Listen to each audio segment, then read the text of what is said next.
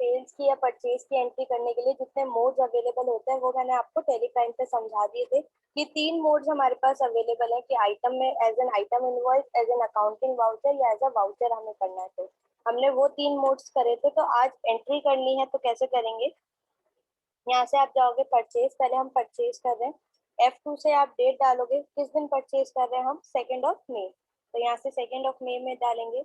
Invoice number, तो जब भी आप परचेज करोगे हमेशा इनवॉइस नंबर होगा ही होगा, ठीक है। तो ये इनवॉइस नंबर आपको यहाँ पे भी मेंशन है, रेफरेंस नंबर, तो यहाँ पे आप लिख दोगे। मैंने कल ही बताया था reference number, invoice number, bill number, ये सभी बिल के बारे में ही बात हो रही है, ठीक है। यहाँ पे इनवॉइस नंबर डालोगे आप। देन पार्टी, आप किससे परचेज कर रहे हो, आप डिजिटल एक्सप्रेस से परचेज कर रहे हो, तो यहाँ पे आप जो लेजर क्रिएट करोगे वो डिजिटल एक्सप्रेस का करोगे, तो ऑल्ट सी से क्रिएट करेंगे आप digital express,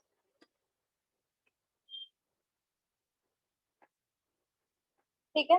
digital express press create करने के बाद इसकी ग्रुपिंग क्या दोगे आप, परचेज कर रहे हो तो आपके लिए रहेगा क्रेडिटर, ठीक है। बाकी सब एज इट इज रख के कंट्रोल ए से आप सेव कर दोगे। देन ये सब कंट्रोल ए से सेव कर देना, जो भी अगर डायलॉग बॉक्स अपीयर होगा। देन यहाँ पे आपको परचेज का लेजर प्रोवाइड करना है। कल ही मैंने आपको बताया था हमेशा परचेज और सेल्स में आपको ये लेजर प्रोवाइड करना है। इन केस जब आप प्रैक्टिस करो ये लेजर अगर अवेलेबल नहीं हो रहा है या नहीं आ रहा है तो आपको क्या करना है, F12 में यहाँ पे आपके पास ऑप्शन आता है select common ledger account for item allocation. ये अगर आपका नो हो रखा होगा इसका मतलब आपको यहाँ पे परचेज लेजर प्रोवाइड नहीं होगा, ठीक है। तो आपको ये इनेबल करके रखना है कि आपको कॉमन लेजर प्रोवाइड करना है F12 प्रेस करके, ठीक है। अब यहाँ से ऑल्ट सी से क्रिएट करोगे आप purchase under purchase account, control A से सेव कर लोगे। अब यहाँ पे आपको आइटम्स बनाने हैं जो जो आप परचेज कर रहे हो। तो आपने क्या क्या परचेज किया है, माइक्रोमैक्स कैनवस 6, ऑल्ट सी,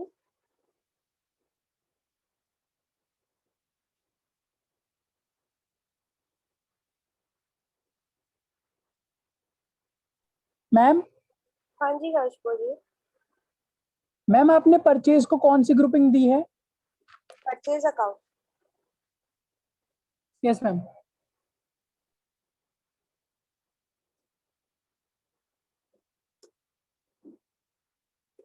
ठीक है। ये सभी को पता है कैसे कैसे क्रिएट करना है, इसे क्रिएट कर लोगे। यहाँ पे क्वांटिटी वगैरह डालोगे, क्या क्वांटिटी है, आगे गोडाउन वगैरह इसमें नहीं है, तो 6 पीसेस 13,999 के आपके, ठीक है। देन नेक्स्ट क्रिएट करोगे ऑल्ट सी से। नेक्स्ट है आपका 64 GB सैंडिस्क पेन ड्राइव,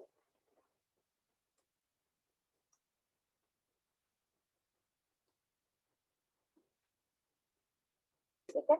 यहाँ से पीसेस कंट्रोल ए से सेव कर लो। कितने पीसेस परचेज कर रहे हो आप, 3 पीस 620 ईच, तो 3 पीसेस 620 ईच। देन नेक्स्ट है आपका ईयरफोन परचेज कर रहे हैं आप, तो यहाँ से ईयरफोन लेंगे, alt C, earphone pieces control A से सेव कर लोगे। कितने पीसेस परचेज कर रहे हैं, 9 पीसेस 150 ईच, तो 9 पीसेस 150। ऑल सी से नेक्स्ट क्रिएट करेंगे सैमसंग गैलेक्सी J3,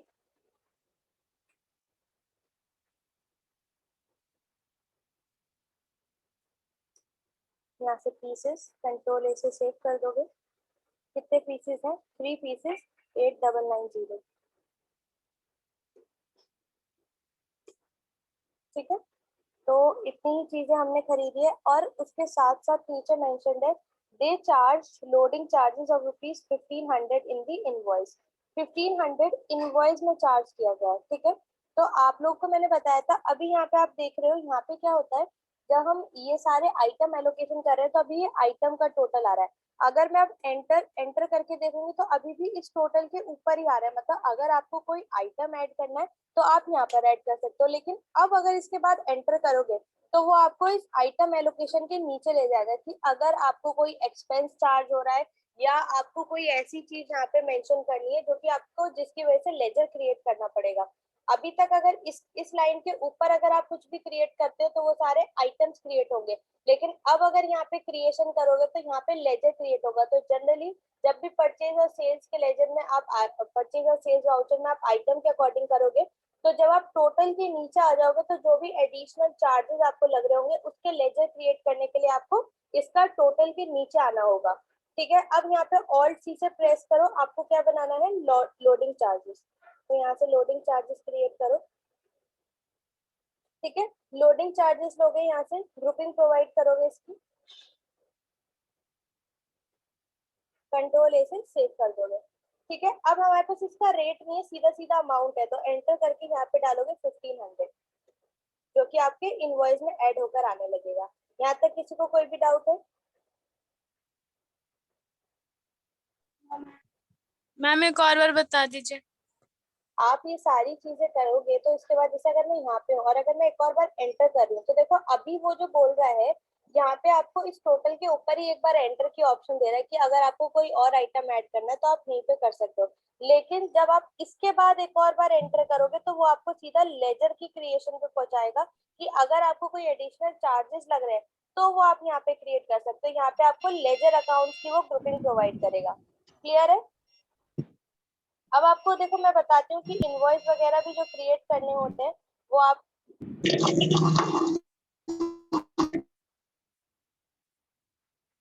देखो, यहाँ से हमने इसे कर लिया, इसको कंट्रोल ए से सेव कर दो। कंट्रोल ए से सेव करने के बाद अब देखो यहाँ से डे बुक पे चलते हैं। ये हमारा परचेज का लेजर है। अगर मुझे इसको प्रिंट पे देखना है, ऑल्ट पी करोगे, करंट पे इसको प्रिंट पे देखना है, यहाँ से प्रीव्यू पे जाओगे। तो इस तरीके से अगर आप लोगों ने भी नोटिस किया हो तो आपके पास भी जब आप इनवॉइस लेते हो तो इस तरीके से आपके पास इनवॉइस आता है। या फिर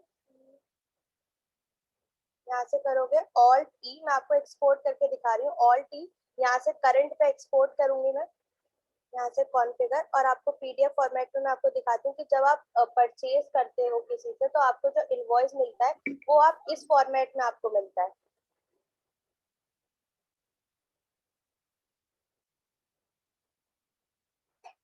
यहाँ से कोई भी फॉर्मेट ले लेते हो, तो मैं यहाँ से पीडीएफ ले रही हूँ और लोकेशन,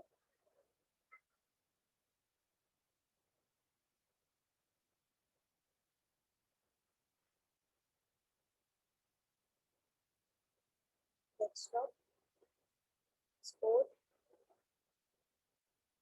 ठीक है, इसको यहाँ से एस्केप करके बाहर आ जाओगे और यहाँ से सेंड कर दो।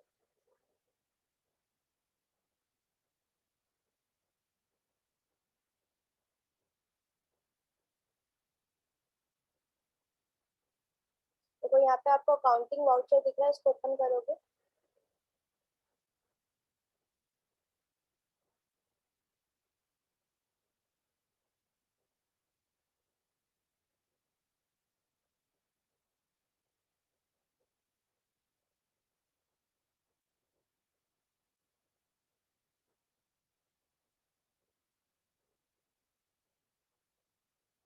तो इस तरीके से आप लोगों को भी बिल मिलता है। इसी तरीके से आप डायरेक्टली वहां से इंपोर्ट कर सकते हो, एक्सपोर्ट करके आप बिल प्रोवाइड कर सकते हो। क्लियर है सभी को?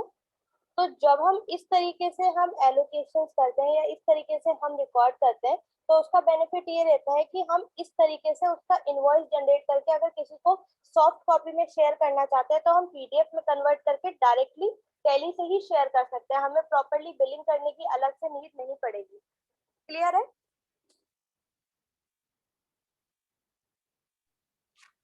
मैम इसको एक बार रिपीट कर दीजिए।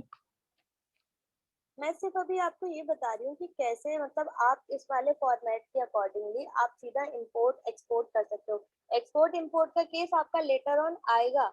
अभी सिर्फ मैं आपको ये दिखा रही हूँ कि ये जो आप हम लोग इस पॉइंट से कर रहे हैं इसको इस तरीके से रिकॉर्ड करने का क्या पर्पस है या इससे क्या बेनिफिट होता है? इससे सिंपल ये है कि अगर आप आइटम के बेसिस पे एलोकेशन करते हो तो ये जस्ट सेम आप उसकी तरह एलोकेट कर रहे हो जैसे कि आपको बिलिंग प्रोवाइड होती है जब आप कुछ परचेज करते हो, और अगर आप कुछ सेल करोगे तो इस तरीके से आप कस्टमर को बिल प्रोवाइड करते हो। तो इस तरीके से रिकॉर्ड करने का ये बेनिफिट रहता है कि आप सीधा टैली से ही बिल जनरेट कर सकते हो, आपको अदर किसी सॉफ्टवेयर से बिल जनरेट करने की नीड नहीं पड़ेगी।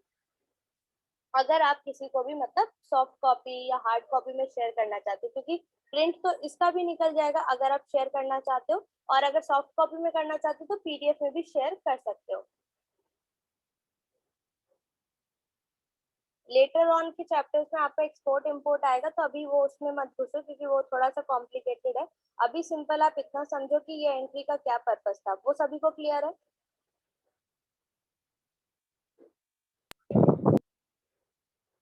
क्लियर है ना सभी को? Ajay, Amrita, Ankit? Yes ma'am. Yes ma'am. Yes ma'am. ठीक है, यस अब देखिए, अब देखो आपने परचेज तो कर लिया, अब नेक्स्ट एंट्री है सेल की। अभी तक हमने परचेज और सेल सिंपल फुल अमाउंट पे थी, अब हमें आइटम के बेसिस पे बताया जा रहा है। तो अब यहाँ पे आपको बताया जा रहा है कि आपको आइटम्स पे आपने सेल किया है, जैसे कि ईयरफोन्स आपने किए हैं, सैमसंग गैलेक्सी J3 कितना किया है, आपने टेक मीडिया को सेल किया जिसमें आपको 1.5% trade discount on each piece, हर एक पीस पे आपका 1.5 ट्रेड डिस्काउंट मतलब डिस्काउंट आप प्रोवाइड कर रहे हो। तो डिस्काउंट को इनेबल करने के लिए आप क्या करोगे, चार्ट ऑफ अकाउंट्स पे जाओगे, वाउचर टाइप्स पे जाओगे, यहाँ से परचेज अकाउंट पे जाओगे। अगर आप लोगों को याद हो, हमने स्टॉक में जब स्टॉक जर्नल किया था तो एडिशनल चार्जेस के लिए भी यही किया था। तो यहाँ पर भी आपको दिखेगा, यहाँ पे आपको दिखेगा track additional cost of purchases, इसको आपको यस करना है, सिर्फ इसको यस करना है और कुछ चेंजेस नहीं करने हैं। यहाँ से यस करने का मतलब क्या है, अगर कोई एडिशनल कॉस्ट लगेंगी तो वो आप यहाँ से इनेबल कर सकते हो, पहली चीज। दूसरी चीज जो आपको डिस्काउंट इनेबल करना है, आप वाउचर पे चलो, यहाँ से सेल्स वाउचर पे चलो और यहाँ पे प्रेस करोगे F11। F11 प्रेस करोगे तो यहाँ पे आपको ऑप्शन दिखेगा use discount column in invoices, आपको इस ऑप्शन को यस करना है। Use discount column in invoices को यहाँ से यस करोगे और इसको सेव कर दोगे कंट्रोल से। यहाँ तक किसी को कोई भी डाउट है?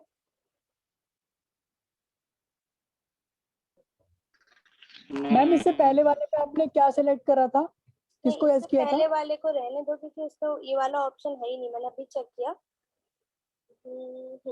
अगर जैसे एडिशनल कॉस्ट लगती है जो कि स्टॉक जर्नल में हमने किया था, तो मुझे लगा शायद इसमें भी यहाँ पे एडिशनल कॉस्ट होगी, बट इस क्वेश्चन में अभी एडिशनल कॉस्ट का नहीं है तो उसको आप रहने दो। अभी सिंपल ट्रेड डिस्काउंट का समझो, ठीक है?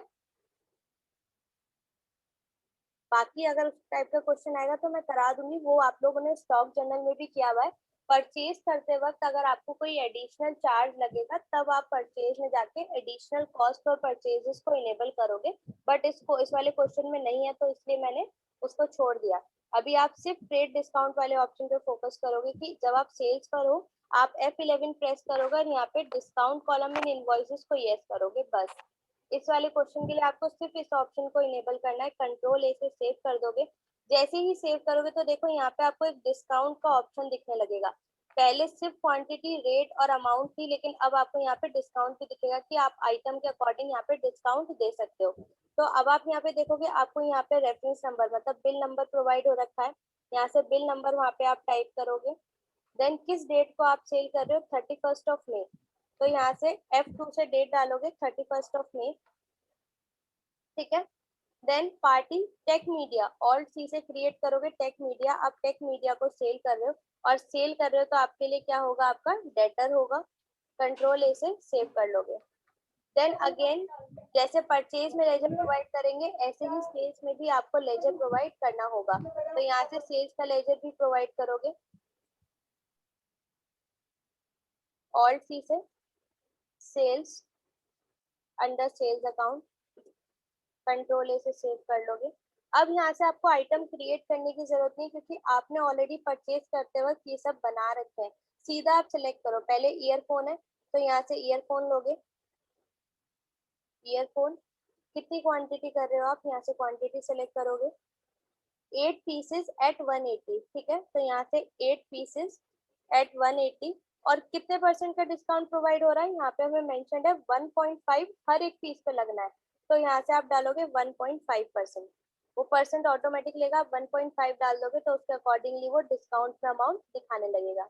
सिमिलरली नेक्स्ट लोगे आप गैलेक्सी J3, तो यहाँ से सैमसंग गैलेक्सी J3 लोगे, गैलेक्सी J3 कितने पीसेज हैं, 2 पीसेज 9800, तो यहाँ से 2 पीसेज 9800, देखो यहाँ पे अमाउंट आ रही है 19,600। अब जैसे ही आप 1.5 यहाँ पे मेंशन करोगे तो वो उसमें डिस्काउंट शो करने लगेगा। क्लियर है? देन नेक्स्ट लोगे, बस यही दो चीजें जो आपने सेल किया, तो बस इसको सिंपली यहाँ पे सेव कर दोगे। क्लियर है?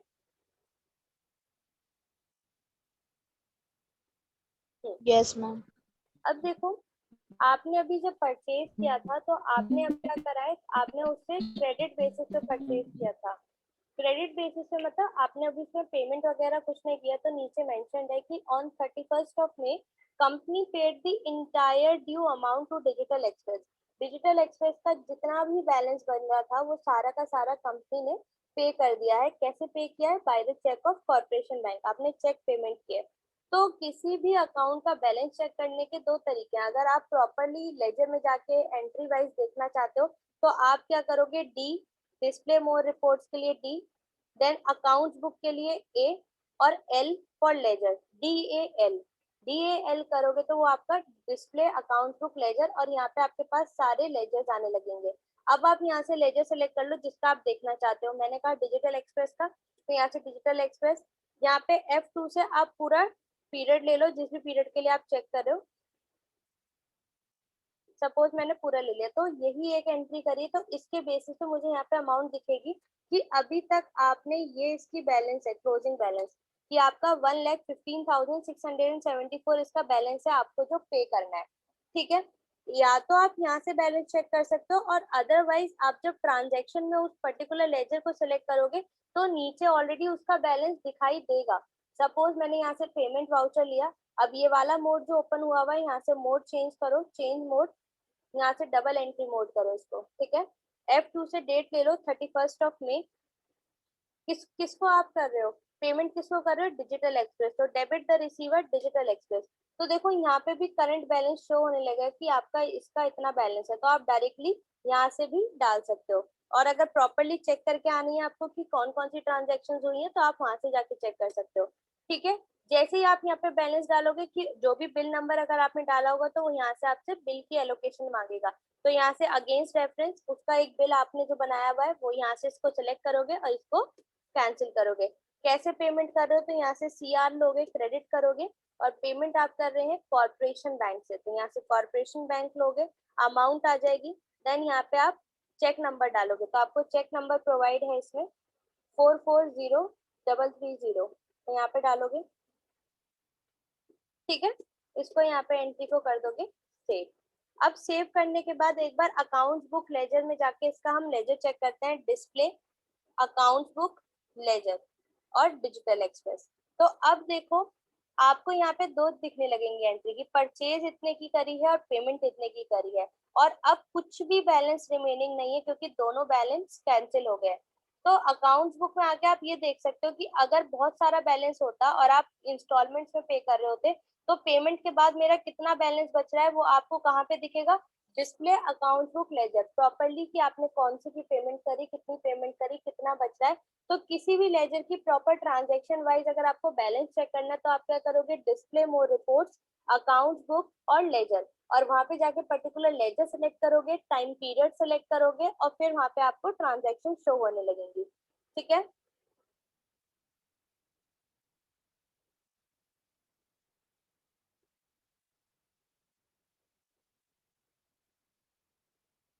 अब देखिए next, company purchased the following products from Ramco Systems Limited and set the fixed selling price for the same and stored all the products into Bhawanipur godown। तो इसमें तो कोई प्रॉब्लम नहीं है कि हमने परचेज किए हैं प्रोडक्ट्स और हमने भवानीपुर मतलब गोडाउन में रखे हैं, गोडाउन की हमने एंट्री की है। बस इसमें डिफरेंस क्या है आपके लिए कि आपके पास यहाँ पे सेलिंग प्राइस फिक्स्ड है, मतलब अगर आप नीचे टेबल देखोगे तो बहुत कुछ है इसमें, batch number, manufacture, date of expiry. तो इसको इस तरीके से समझ लेते हैं। अगर आप लोगों ने कभी नोटिस किया हो, कोई भी प्रोडक्ट आप लेते हो तो उसमें नीचे मेंशन्ड होता है क्या क्या होता है। आप जब भी यहाँ पे चेक करते हो बैच नंबर क्या है, उसको मैन्युफैक्चर की डेट क्या थी, देन एक्सपायरी कब तक वो चलेगी, और उसके नीचे उसकी क्या मेंशन होती है, एमआरपी। सभी ने देखा होगा प्रोडक्ट के पीछे ये चार डिटेल्स प्रॉपर्ली मेंशन होती है। तो अगर हम अपने आइटम्स को इन बेसिस पे अगर हम वो करना चाहते हैं रिकॉर्ड, कि हम उनके बैच नंबर्स भी रिकॉर्ड करें, मैन्युफैक्चरिंग और एक्सपायरी डेट भी रिकॉर्ड करके रखें, तब हम यूज करते हैं बैच वाइज डिटेल्स। ठीक है, तो बैच वाइज डिटेल्स को कैसे इनेबल करते हैं, यहाँ से आपको अगर सपोज वाउचर्स पे चलते हैं, हमें क्या करना है, परचेज करेंगे, तो यहाँ से परचेज ले लो और अब यहाँ पे प्रेस करो F11। F11 प्रेस करोगे तो यहाँ पे आपको दिखेगा इनेबल बैचेस। इनेबल बैचेस के संग संग नीचे ही आपको दिखेगा maintain expiry date for batches. तो देखो, क्योंकि वो ऑप्शन इन बैचेस के अंदर है, तो इस ऑप्शन को जब तक आप इनेबल नहीं करोगे, नीचे वाला ऑटोमेटिकली आपको ऑप्शन में आएगा ही नहीं। तो जैसे ही मैं इसे यस करूंगी तभी ऑप्शन आपके पास आता है, और ये ऑप्शनल है। ऑप्शन मतलब हो सकता है सिर्फ बैचेस मेंटेन करना चाहते हो तो सिर्फ इस ऑप्शन को इनेबल करोगे, लेकिन अगर एक्सपायरी और मैन्युफैक्चरिंग डेट भी आप मेंशन करना चाहते हो तब आप इस ऑप्शन को भी यस करोगे। अदरवाइज सिंपल बैचेस को भी मेंटेन कर सकते हो सिर्फ इस ऑप्शन को यस करने से। तो मैंने ये दोनों ही यस कर दिए, क्योंकि हमें बैचेस भी इनेबल करने हैं और डेट्स भी मेंटेन करनी है। कंट्रोल ए से सेव कर दोगे इसे। ठीक है, यहाँ तक किसी को कोई भी डाउट है? अब नेक्स्ट इसके अंदर ही आगे मेंशन्ड है आपको रेट, कि हमें हर एक आइटम का रेट पहले से ही मेंशन कर देना है, कि जब भी हम इन फ्यूचर अगर इस आइटम को परचेज करेंगे तो इतने का करेंगे, और जब भी सेल करेंगे तो इतने का करेंगे। बाय डिफॉल्ट आना चाहिए, हमें लिखने की जरूरत ना पड़े। तो ये कैसे इनेबल करोगे वो भी समझाऊंगी, पहले हम इसको स्टार्ट करते हैं क्वेश्चन को करना। किस दिन आप परचेज कर रहे हो, 1 जून, तो 1 जून ले लोगे। इनवॉइस नंबर यहाँ से सिलेक्ट करोगे, यहाँ से आपको ये इनवॉइस नंबर दिया हुआ है, लेकिन इससे पहले एक गोडाउन जाके क्रिएट कर लेते हैं। क्रिएट पर जाओगे, यहाँ से लोकेशन, यहाँ से लोगे क्रिएट टू न्यू, और यहाँ से डालोगे भवानीपुर। ठीक है, क्योंकि भवानीपुर में कर रहे हैं। अब चल के वाउचर में एंट्री करेंगे, वरना हमारे पास गोडाउन का ऑप्शन नहीं आता। यहाँ से चलोगे, यहाँ से हमने डेट ऑलरेडी ले रखी है, यहाँ से इनवॉइस नंबर आप वहाँ पे टाइप करोगे। ठीक है, पार्टी किससे खरीद रहे हो, ऑल्ट सी से रैमको सिस्टम्स। रैमको सिस्टम से आप परचेज कर रहे हो यहाँ पे, तो यहाँ पे रैमको सिस्टम्स क्रिएट करोगे। ठीक है, परचेज कर रहे हो तो आपके लिए क्रेडिटर है, क्रेडिटर करके कंट्रोल ए से सेव कर दोगे। परचेज लेजर ऑलरेडी क्रिएट किया हुआ है, दोबारा क्रिएट नहीं करना, बस परचेज सेलेक्ट करोगे। अब यहाँ पे आपको आइटम करना है, तो देखो डिस्काउंट का ऑप्शन हमें नहीं चाहिए, तो F12 प्रेस करो और यहाँ से सॉरी F11 प्रेस करो और यहाँ से इसको ऑप्शन को क्लोज कर दोगे।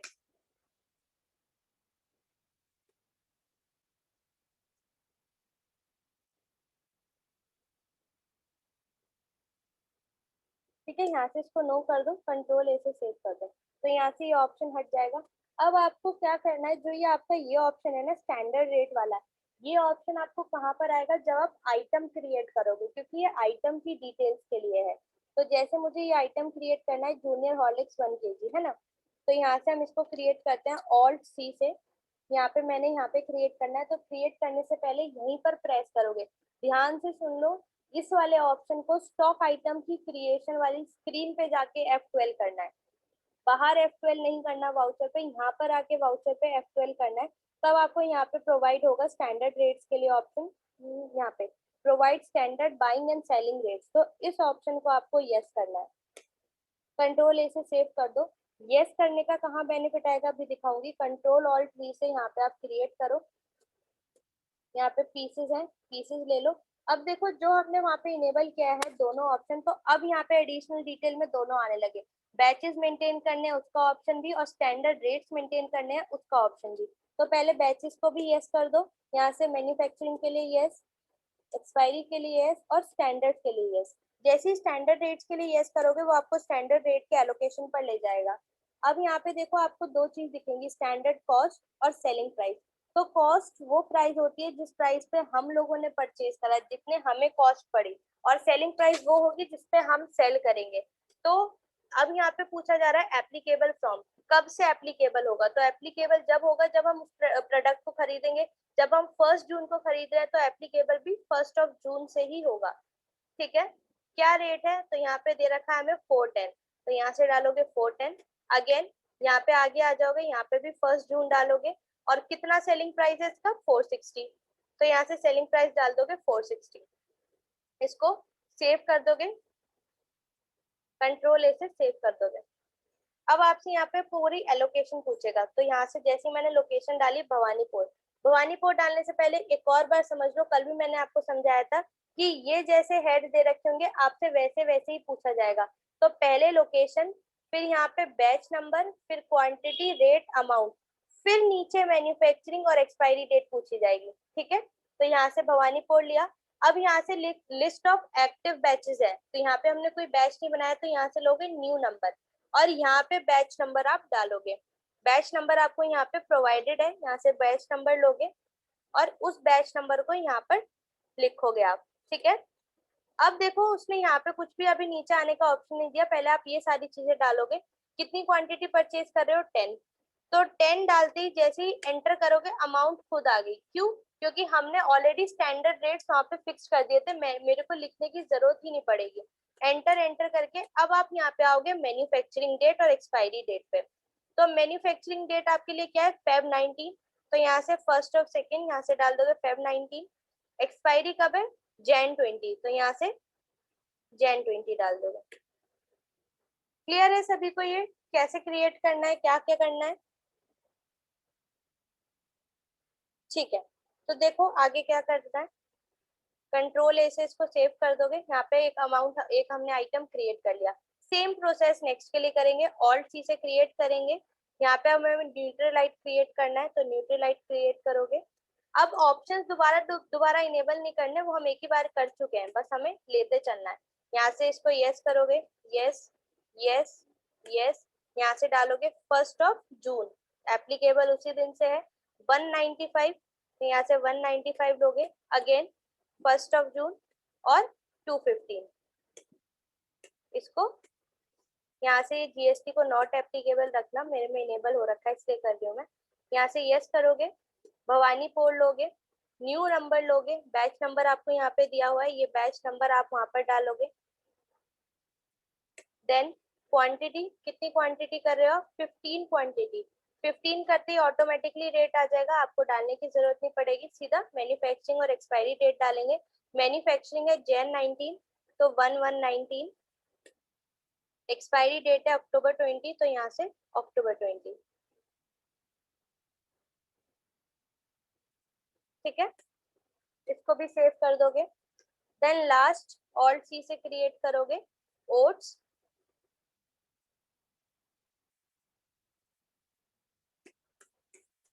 यहाँ से पीसेस। देन इन सभी को यस करोगे। यहाँ से 1 जून, क्या इसका रेट है? 120। देन अगेन 1 जून 135, सेव कर दोगे इसको। देन यहाँ से गुड अमाउंट प्रोवाइड करोगे भवानीपुर, न्यू नंबर लोगे। यहाँ से आपको नंबर दिया हुआ है, वो यहाँ पे बैच नंबर डालोगे वहां पे। क्वांटिटी, कितनी क्वांटिटी परचेज कर रहे हैं आप? 9 क्वांटिटी, यहाँ से 9 क्वांटिटी लोगे। अमाउंट ऑटोमेटिकली आ जाएगा। मैन्युफैक्चरिंग डेट डालोगे Jan 19। देन एक्सपायरी डेट डालोगे November 20। क्लियर है सभी को ये ट्रांजैक्शन? Yes ma'am. इसको करके सिंपली सेव कर दोगे। तो आप लोग आज पहले क्वेश्चन नंबर 6 तक कंप्लीट करोगे, question number 3, question number 4, question number 5 और क्वेश्चन नंबर 6। फिर रिमेनिंग 7 से हम लोग कल करेंगे। ठीक है, क्लियर है सभी को? Yes ma'am. तो आज आप लोग पहले यहाँ तक कंप्लीट करना, फिर हम रिमेनिंग कल करते हैं।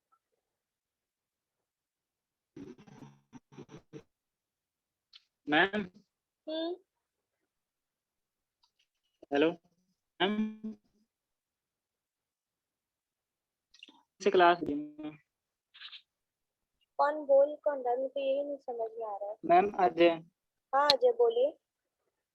मैम मैंने 2 दिन से क्लास में ज्वाइन किया मैम, उसकी वीडियो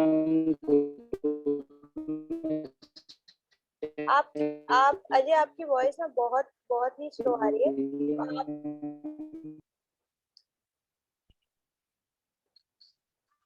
अच्छा जिसके पास भी लास्ट 2 दिन की रिकॉर्डिंग होगी ना वो ग्रुप में शेयर कर देना बस।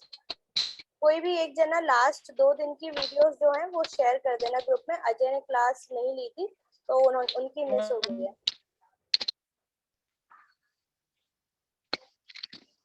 ठीक है,